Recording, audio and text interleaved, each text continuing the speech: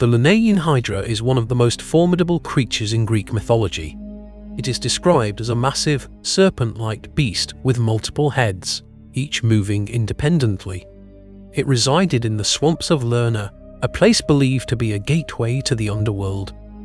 The Hydra was not simply a mindless beast, but a creature that represented a significant challenge, testing the strength, intelligence, and resilience of those who confronted it. The most well-known account of the Hydra comes from the 12 labors of Hercules. As part of his punishment, the demigod was tasked with completing a series of difficult trials. One of these challenges required him to slay the Hydra. However, the creature's unique abilities made this task far more complex than expected.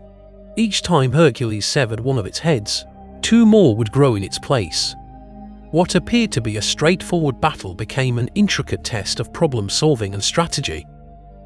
Beyond its mythological origins, the Hydra has remained a lasting symbol of resilience and persistence. It represents challenges that become more difficult when handled incorrectly, serving as a metaphor for conflicts, systemic issues, and personal struggles that seem impossible to fully eliminate.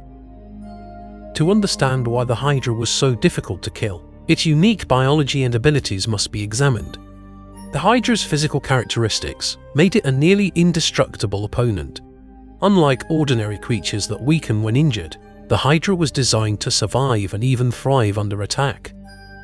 The Hydra's defining feature was its multiple heads. Unlike a singular entity that could be defeated with a well-placed strike, the Hydra possessed several heads that could move independently, making it difficult to target a single weak point. Some versions of the myth claim that one of these heads was immortal, ensuring that the Hydra could never be truly defeated by conventional means. Its body was described as massive and serpent-like, and has allowed it to strike from multiple directions simultaneously, making combat unpredictable and highly dangerous. The Hydra was also known for its deadly venom. Its breath was said to be so toxic that even standing too close to it could be fatal. Additionally, its blood remained venomous even after its death, ensuring that any weapon dipped in it became lethal. However, the Hydra's most feared trait was its unparalleled ability to regenerate. Unlike most creatures that weaken as they sustain injuries, the Hydra became more powerful when attacked incorrectly. Each time one of its heads was severed, 2 more would emerge in its place.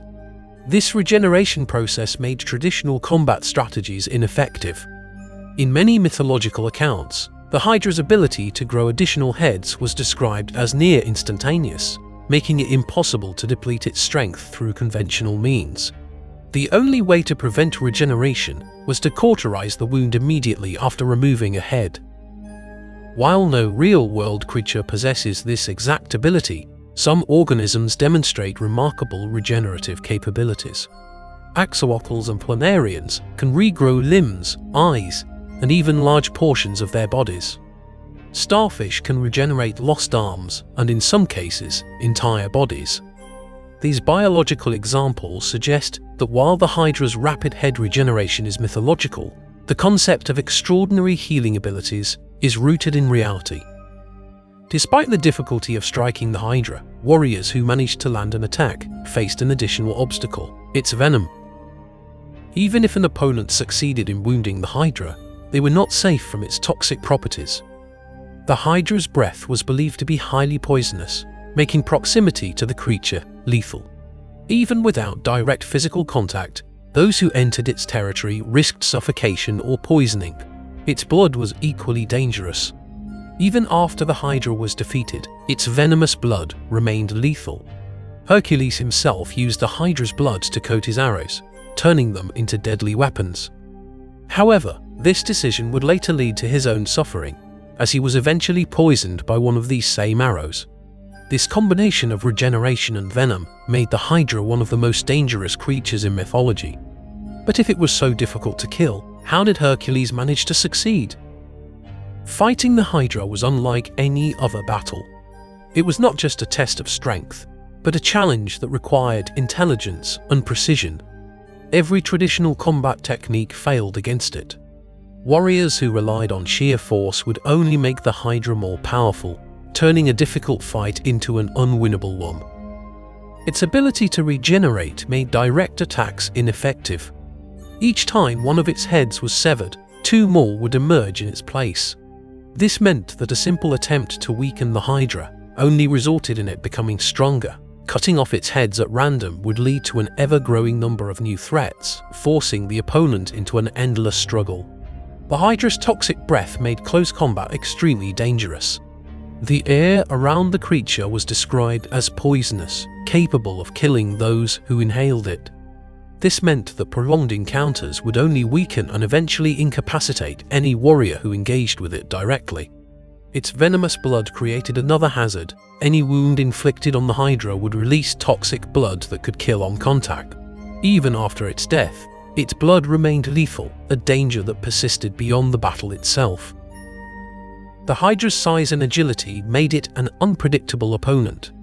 Its multiple heads could attack from different angles simultaneously, preventing any straightforward approach. Even a skilled warrior who could dodge one strike would still have to contend with others coming from different directions. The Hydra's long, serpentine body allowed it to move quickly, making it difficult to land a precise attack. Hercules understood that brute force alone would not be enough. He needed a new approach, one that would prevent the Hydra from regenerating, while allowing him to systematically weaken it. To achieve this, he enlisted the help of his nephew Iolaus. Together, they developed a strategy to counteract the Hydra's abilities. Instead of simply cutting off its heads, they used fire to seal the wounds immediately after decapitation. The flames prevented the Hydra from regenerating, ensuring that once a head was removed, it would not return. They worked in a coordinated effort, removing one head at a time and sealing the wound before continuing to the next. This method allowed them to gradually weaken the Hydra without giving it the opportunity to grow stronger. Eventually, only the immortal head remained. Unlike the others, this head could not be destroyed. Recognizing this, Hercules took a different approach. Instead of attempting to kill it, he buried it under a massive rock, trapping it permanently. By doing so, he ensured that the Hydra could no longer pose a threat. This battle demonstrated that some challenges cannot be overcome through strength alone. Hercules succeeded not because he was the strongest warrior, but because he adapted to the situation, identified the Hydra's weaknesses, and used strategy rather than brute force. The Hydra's story serves as a reminder that not all problems can be solved with direct confrontation. Some require careful planning, patience, and a different way of thinking. The Hydra has endured as more than just a mythical creature. It has become a symbol for problems and conflicts that multiply when attacked incorrectly. Its characteristics can be compared to real-world challenges. Persistent problems such as corruption, misinformation, and organized crime often behave like the Hydra. When one part is removed, new threats emerge in its place. Personal struggles such as addiction, trauma, and recurring fears can grow stronger when ignored or handled improperly. Wars and conflicts cannot always be resolved through direct confrontation. Many require long-term strategies rather than brute force. The Hydra serves as a reminder that not all battles can be won through sheer power. Some require careful planning and unconventional solutions. Hercules may have defeated the Hydra, but its legend has never faded. The Hydra may no longer reside in the swamps of Lerna, but its influence remains, ensuring that it will never truly be forgotten. If you enjoyed the story of the Hydra and its legendary battle with Hercules, make sure to like this video, subscribe for more tales from mythology, and let me know in the comments what ancient legend you would like to hear next. Yours truly, Mythos, the Historian.